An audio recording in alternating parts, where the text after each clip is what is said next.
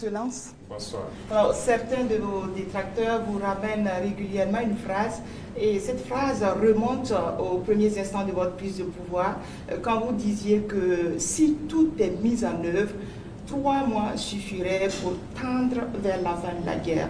Et ces détracteurs disent aujourd'hui que 3 ans plus tard, la guerre n'est pas totalement terminée.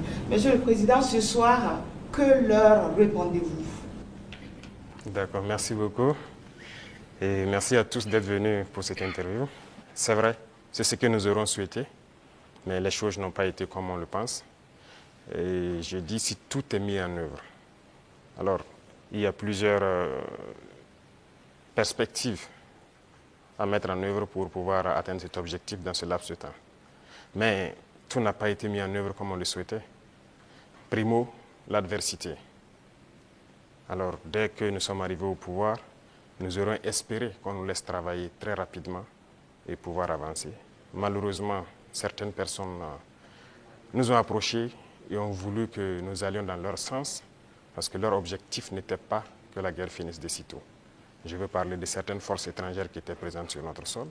On a eu des débats houleux avec des diplomates venus d'ailleurs sur la question, mais personne ne voulait qu'on aille dans le sens de finir cette guerre. Nous l'avons compris à travers les messages. S'il arrivait que des gens viennent jusqu'à nous dire qu'il faut qu'on accepte qu'ils soutiennent les terroristes et nous soutenir également, ça veut dire ce que ça veut dire, c'est une guerre entretenue. Donc nous avons très vite compris, on s'est débarrassé de toutes les forces qui étaient présentes ici, que ce soit les forces françaises, les forces américaines, et nous avons compris que la lutte sera âpre. La deuxième chose aussi était nous croyions que nous avions quand même un minimum d'armes et de munitions en stock. Aujourd'hui, je peux vous dire ce que j'ai trouvé par exemple en stock. Il y avait en tout et pour tout au Burkina Faso moins de 100 000 cartouches de Kalachnikov. Et les armes, nous avions à peine une centaine. Comment est-ce qu'on pouvait faire la guerre? Il fallait se rééquiper, redoter l'armée en effectifs, en armement et tout. Ce qui a fait que l'objectif de 3 mois, si ces conditions préalables étaient réunies, c'était bien possible. Mais il n'y avait rien. On n'était pas préparé à la guerre, tant sur le plan équipement que sur le plan effectif. Justement, Monsieur le Président, vous venez de le dire, hein, quand vous prenez le pouvoir, si on veut caricaturer, il y avait plus d'hommes que de munitions dans l'armée burkinabé. Et aujourd'hui, où en est-on avec le programme d'armement de cette armée-là? Et puis, quels sont les signes qu'elle est en train progressivement de monter en puissance? Très bien, je l'ai dit, je ne peux pas dépeindre toute la situation qu'il y avait, c'était catastrophique. Et comme je l'ai dit, vous pourrez enquêter. Il y a peut-être même dans cette salle des militaires qui étaient sur le front, sans armes. Ça existait dans notre armée. Donc ce sont des situations, on croyait que c'était juste, je ne dirais pas de la mauvaise foi, mais une situation incompréhensible. Pour nous, il y avait les armes et on refusait de doter.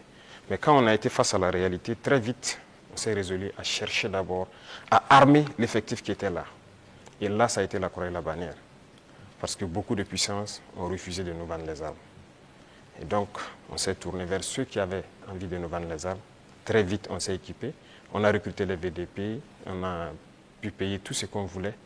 Le processus, nous avons fait un plan d'équipement pour une montée en puissance. Et comme vous le constatez depuis maintenant 2 ans, les équipements commencent à rentrer. C'est toujours pas fini. Et ça continue de venir. Peut-être que dans quelques jours, vous verrez encore de nouveaux équipements qui seront présentés, qui sont principalement des équipements d'appui. Parce que d'abord, l'infanterie, il fallait l'équiper pour que chaque homme puisse avoir une arme en dotation. Ça, c'était un gros défi. Nous y sommes. On continue de recruter, comme vous le constatez. Chaque année, c'est entre 10 000 et 15 000 hommes qu'on recrute. Ça, c'est un effort considérable. Parce que, quoi qu'on dise, l'adversité est là. Et le volume de terroristes augmente. Parce que les impérialistes recrutent beaucoup de mercenaires qui viennent au Burkina Faso pour combattre. Donc, il faut qu'on s'adapte à la situation. Et maintenant, nous avons notre 3e phase, qui n'est plus d'acheter, mais de fabriquer nous-mêmes. Et nous sommes aussi là-dedans.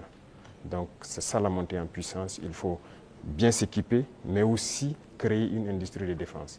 Ça, c'est très important. Dans quelques mois, bien quelques années, on aura ici, nos militaires vont utiliser des armes mine in Burkina. Bien sûr.